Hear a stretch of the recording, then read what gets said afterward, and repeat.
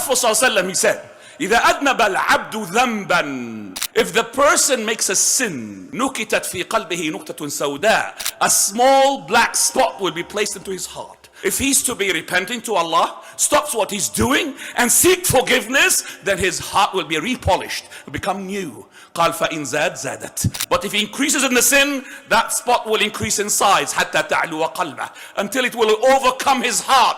Out of what? A result of what they have earned from the bad haram deeds and the haram acts and the haram money. Ibadallah, the companions at the time of the Prophet, whatever the sin they make, they see it like a mountain is about to collapse upon them. You are doing some sort of sins or acts which you think they are thinner in thickness, in sin-wise, than the thickness of the hair. We used to consider them as to be from the destructive sins. And you think it is just nothing, but it's with Allah subhanahu wa ta'ala, it is a destroyer.